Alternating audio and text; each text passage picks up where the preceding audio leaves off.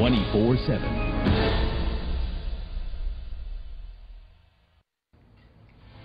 Early yesterday morning, Italian Red Cross worker Eugenio Vanni was released by his captors, the Abu Sayyaf. Vanni had been hostage by the terror group for nearly 7 months in the province of Sulu. Sulu Vice Governor Lady Ann Saidullah said Vanni was set free because of the promise to undertake livelihood projects in the province. These projects are going to be funded by another Italian, businessman and philanthropist Andy De Rossi, who was highly visible during Vanni's release. Reports have surfaced that De Rossi paid ransom to the Abu Sayyaf, speculations he has flatly denied. So, did the Abu Sayyaf really set Vanni free because of these livelihood programs? What exactly was Andy De Rossi's role in the negotiations and the release of Vanni? And in the first place, who is Andy De Rossi? Tonight, I talked to the man himself. I'm Tony Velasquez, filling in for Ricky Carandang. Join me on The Big Picture.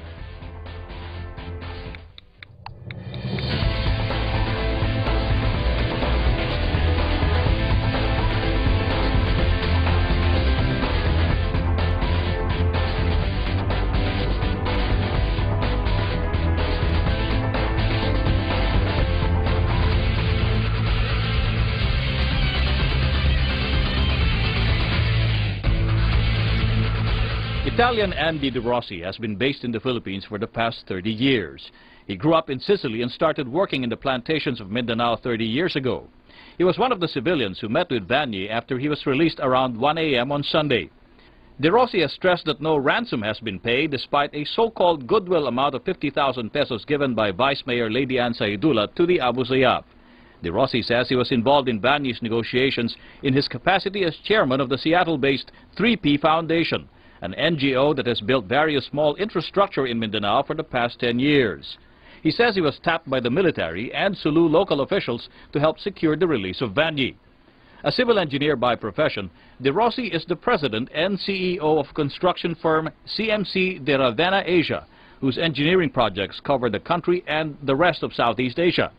In 2002, De Rossi was conferred the title of Sultan Benefactor of the People of Lanao by the Royal Houses of the Sultanate of Lanao. Vanni's release is not the first time De Rossi has been involved in a kidnap negotiation. He also played a critical role in the negotiation and release of Italian priest Father Benedetti from Muslim rebels in 1999, and was personally asked by President Arroyo to negotiate for the successful release of another Italian, Father Giuseppe Pierantoni, in 2002. And joining me now in the studio is the man himself, Armando Andy De Rossi. Signore, buongiorno. Buongiorno. Maganda gabi po. Oh, yeah, tinagalan na tuloy ako. Oo, kunti lang naman. Marami kang gustong malaman ang tao, especially because of your participation in the safe release of Eugenio Vanni. But people are actually curious because of your surname, De Rossi. Kaano-ano mo daw si Asunta? She copied my name. Okay. Screen name. But you are the lesser known De Rossi. Absolutely. Because you're very low-key, you're very low profile. You started out doing, how do you call it, philanthropic work for the Philippines 30 years ago.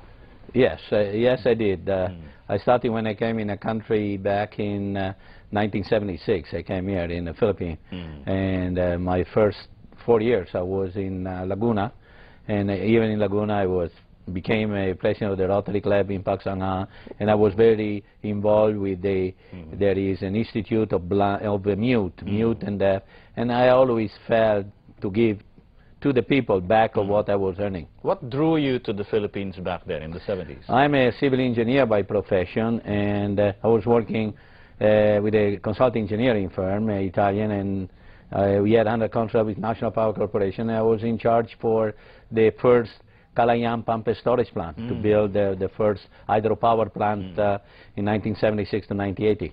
And then after the project, you stayed behind, and that's... I got another power project again. National MPC was National Power Corporation was very happy about how I performed, and they sent me in Iligan. That's where I landed in Mindanao the first time for the August 7 project in Iligan. I was involved in August 4, Baloy, August 3, and going upper and upper towards Lanao Sur. So you've made, I suppose, many friendships during the time that you've spent in Mindanao since the 1970s. Yes, yes, I made a lot of friends. A lot of people, especially among the Muslim brothers there, and I've been starting to donate school program waters, especially in Malabang, Lanao del Sur, Balabagang, Sultan Gumandar, and I enjoy to do that. So this gives you a special insight, maybe, into the culture itself, especially of Muslims in Mindanao. Yes, I think in my little bed, living with them, eating with them, sharing with them. Since 1982, then I was really walking around Sulu from Lake Sayit. I climbed Panamao.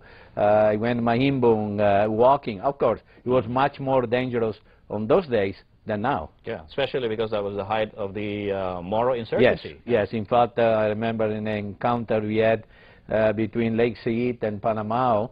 Then the commander Bagis, a very notorious commander in Lake Sayit area, he didn't want me to let go through, and obviously I was escorted by a Philippine military, and when I told the purpose and what was to discover hydropower project for them, so he let me go, and I walked all the way. That was 30 kilos ago. So he saw the bigger benefit of actually letting you do your job instead of holding you there maybe for more money.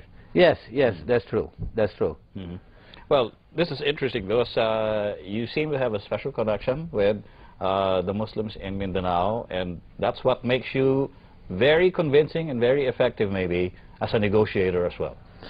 Well, I don't even like to be called a negotiator. You know, it's nothing to negotiate, but just to spread the word, just to, what do you call it, pulong all the time, to try... Pulong? It sounds like a martial law concept, huh? No, I hear it's just this expression of talking, sit down with the people there, and they saw what I've been doing and not that what I was talking. Because it's more, I didn't like talking, I'm afraid of talking, even of any small, when they ask me to make a speech or message, I get scared. So you're not scared of any MILF or MNLF guerrillas, you're more scared of public speaking?